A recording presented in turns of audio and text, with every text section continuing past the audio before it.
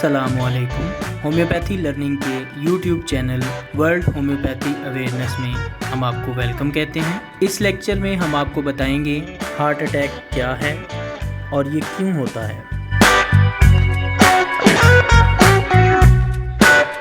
Video को start करने से पहले हमारी छोटी सी गुजारिश है कि वीडियो को कंप्लीट देखें ताकि आप हार्ट के बारे में अच्छी तरह जान सकें।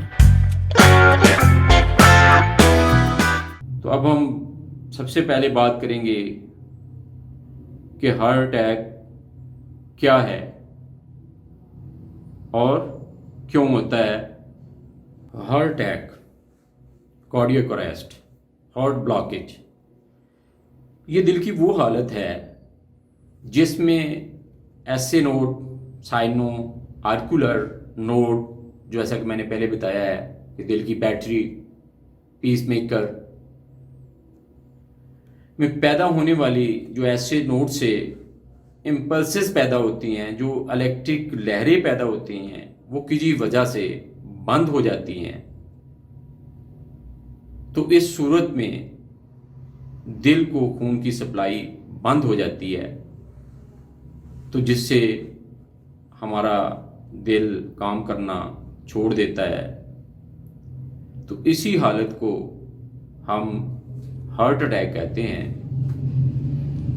इसमें दिल का दर्द होना, बाकी वो हम जैसे ही इसके सिम्टम्स में जाएंगे तो उसको तफसीली तौर पर हम स्टडी करेंगे कि क्यों होता है।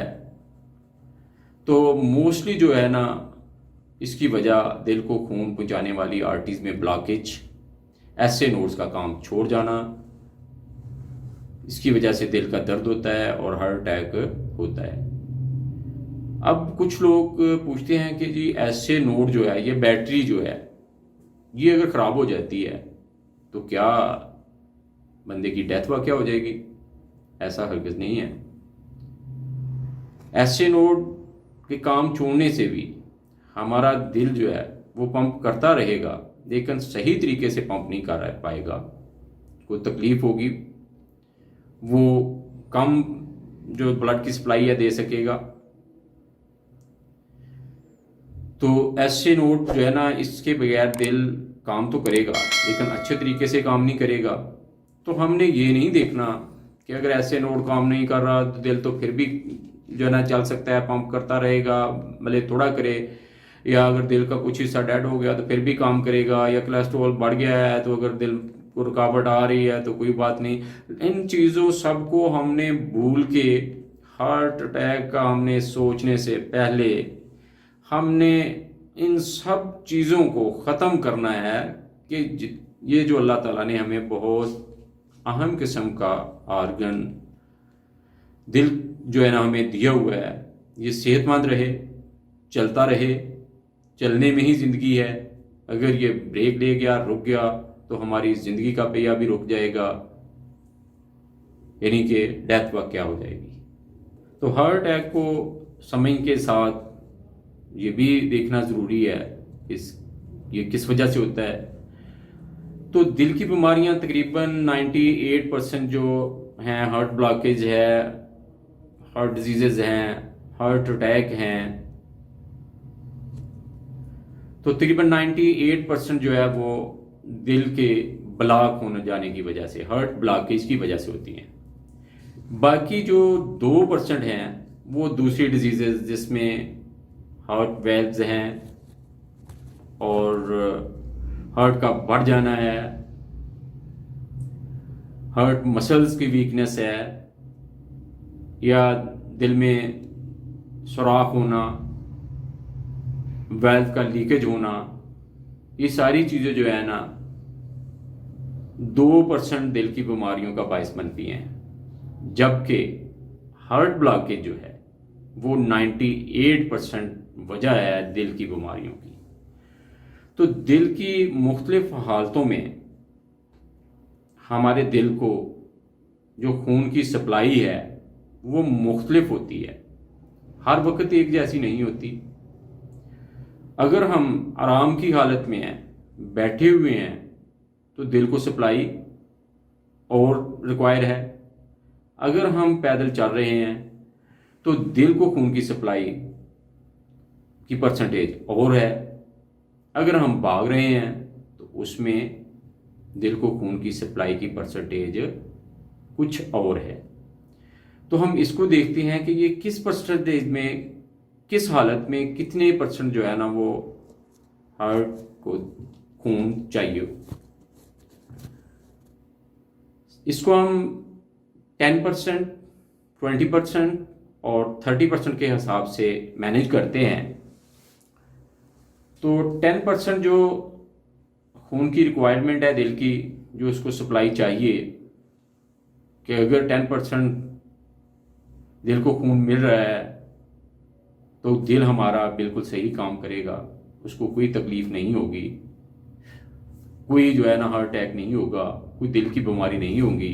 हार्ट अटैक की बात रही तो हार्ट अटैक तो थोड़ी सी ब्लॉकेज के बाद भी हो सकता है, क्योंकि उससे म्यूकस मेम्ब्रेन है, म्यूकस मेम्ब्रेन जो है ना फौरन फट सकती है, किसी भी फट सकती है। तो जब म्यूकस मेम्ब्रेन जो है ना फट जाएगी तो जो अंदर मवाद है, जो कोलेस्ट्रोल है, जो फाजल मादे हैं, वो एकदम बाहर निकलेंगे और खून के साथ मिलेंगे और खून में केमिकल रिएक्शन होगा और खून क्लॉट हो जाएगा और हार्ट ब्लॉकेज आ जाएगी। तो 10% की बात हो रही थी। हमें सिटिंग, बैठी हुई आराम की हालत में 10% खून रिक्वायर होता है। और 20% जब हम वॉक करते हैं तो उस वक्त हमारे दिल को 20% सप्लाई खून की चाहिए। उसकी वजह क्या है कि जब हम चलते हैं तो हमारा दिल पहले की निस्बत ज़्यादा बीट दे रहा है, क्योंकि जब हम चलेंगे तो हमारी हार्ट बीट बढ़ेगी। तो इस तरह दिल को खून की सप्लाई भी ज़्यादा चाहिए, तो वो है 20%। अगर चलते वक्त खून की सप्लाई 20% है तो आप का दिल जो है ना वो बिल्कुल सुकून में है, कोई तकलीफ नहीं होगी, कोई दर्द नहीं होगी। उसके आगे हम चलते हैं 30% पे। रनिंग की हालत में जो दिल को खून की सप्लाई है वो 30% होनी चाहिए, क्योंकि रनिंग की हालत में दिल का जो रेट है, जो 72, 68, 80 तक था, वो नियर अबाउट 180 हो जाएगा। तो जब हमारे दिल को 70 की बजाय या 72 की बजाय 60, 80 की बजाय 180 टाइम पंप करना पड़ेगा, तो उसको खून की सप्लाई भी उसी हिसाब से ज़्यादा होगी। तो वो कितनी होगी? 30% होगी। अगर दिल को दौड़ने के दौरान 30% ब्लड मिल रहा है तो आपको दिल का कोई प्रॉब्लम नहीं होगा, कोई आप दिल की तकलीफ महसूस नहीं करेंगे, दिल में दर्द नहीं होगा, कोई आपके से सांस फूलना बाकी चीज़ें नहीं होंगी, क्योंकि आपके दिल की जो रिक्वायर्ड सप्लाई थी वो आपको मिल रही है। लिहाजा ये जो मैंने मेथड बताया है 10, 20 और 30% वाला, इस मेथड को सिर्फ मेडिकल प्रोफेशनल ही नहीं, एक आम आदमी जो हार्ट पेशेंट है या नहीं है, वो इस मेथड को अप्लाई करके बगैर किसी टाइम ज़ाया किए, बगैर किसी खर्चे के अपने दिल की हालत को देख सकता है कि उसका जो हार्ट है वो कितना काम कर रहा है, उसमें ब्लॉकेज कितनी है। तो अगर तो आपको दौड़ने में मसला बन रहा है कि जब आप दौड़ते हैं, रनिंग की हालत में आपको हार्ट प्रॉब्लम होता है, दिल में दर्द होता है, तो इट्स मीन कि आपकी जो ब्लॉकेज है ये उल्टा चैनल हो जाएगा। पहले 30% दौड़ने में, अब क्या है कि अगर दौड़ने में आपको तकलीफ हो रही है तो इट्स मीन कि आपकी जो सप्लाई है वो 10% है, यानी कि आपका जो ब्लॉकेज है वो नियर अबाउट 70% हो चुकी है, 80% से ज़्यादा है। अगर आपको चलते वक्त भी तकलीफ होती है कि जब आप पैदल चल रहे हैं तो उसमें आपको तकलीफ होती है, दिल में दर्द होता है, चेस्ट में अकड़ाव सा महसूस होता है, तो इट्स मीन कि आपका हार्ट जो है वो मोर देन 80% काम छोड़ चुका है और उसमें मोर देन 80% ब्लॉकेज आ चुकी है। तो अगर आपको बिल्कुल अपने ऑफिस में, अपने घर में बैठे हुए भी दिल का दर्द होता है, जो दिल के दर्द के एंजाइना या दूसरे सिम्टम्स जो हैं वो आप महसूस कर रहे हैं, तो इट्स मीन कि आप बैठे हुए भी, जहां आपको 10% अगर ब्लड मिल जाता आपके दिल को तो उसको कोई तकलीफ नहीं होनी थी, उसमें भी तकलीफ हो रही है। तो ये एक खतरे की गेंडी है कि आपको 10% खून चाहिए था इस हालत में और वो 10% भी आपको नहीं मिल रहा, तो इस वजह से ही आपको तकलीफ हो रही है। तो लिहाजा आपकी हार्ट ब्लॉकेज जो है वो मोर देन 90% हो चुकी है। तो ये थी कि दिल को किस हालत में कितनी सप्लाई चाहिए, सिटिंग में कितनी चाहिए, वॉकिंग में कितनी चाहिए, रनिंग में कितनी चाहिए।